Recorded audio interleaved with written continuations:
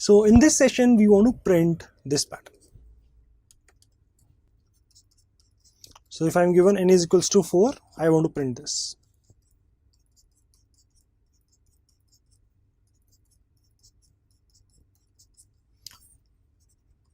If I had n is equals to 3, I'll be printing this.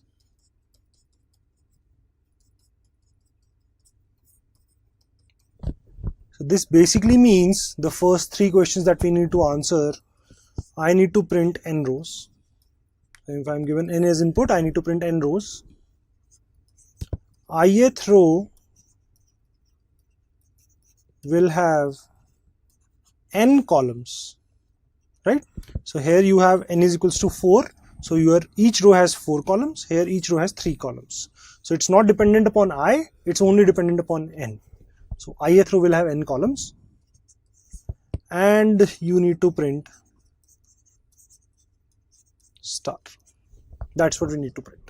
Okay, so let's quickly write some code. Okay, perfect. So let me create a class.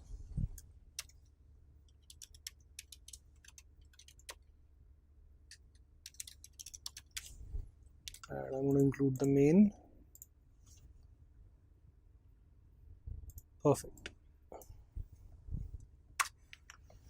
So let's include scanner.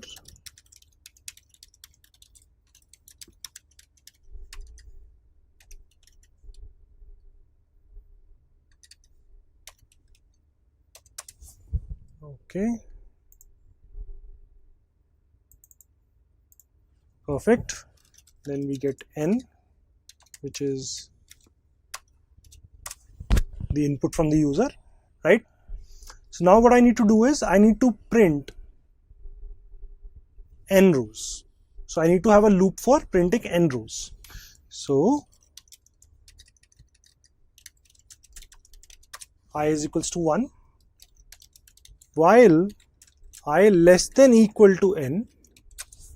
So I is representing my row number. So when I is equals to 1, I am printing the first row. When I is equal to 2, I am printing the second row. So within this loop,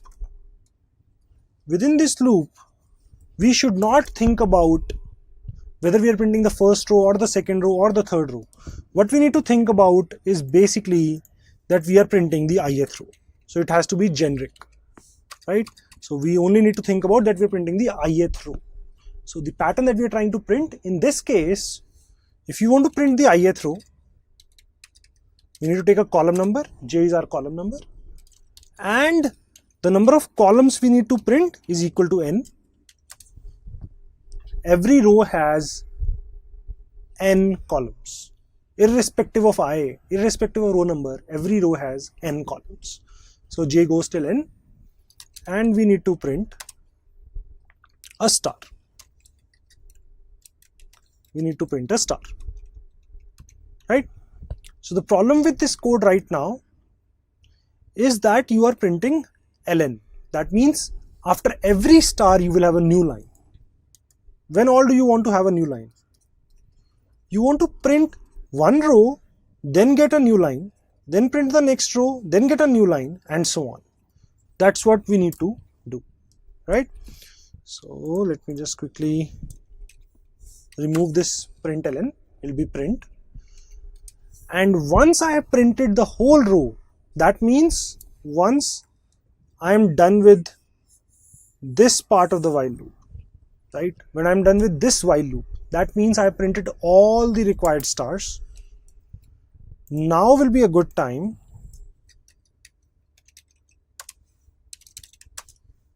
to go to the next line, right? So मैंने सारे star print कर दिए, फिर मैंने enter दबाया. हर एक star के साथ एंटर नहीं दबाया, सारे स्टार प्रिंट करने के बाद मैंने एंटर दबाया. Okay, so let's quickly run this.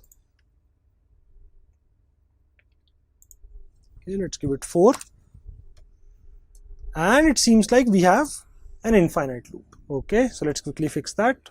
Obviously we need to increment j and we need to increment I. So both the loops were running infinitely. Perfect. Let's run it now. And that's exactly what we are hoping for. Let's quickly run it again. Let's give 5 and we are getting the correct pattern. So basically what all did we have to do? We had to have a loop for the number of rows. Then within the loop, we were only thinking of the ith row and how many columns in the ith row and what to print. So we knew all of those things. So the printing the pattern itself became easy for us. Okay.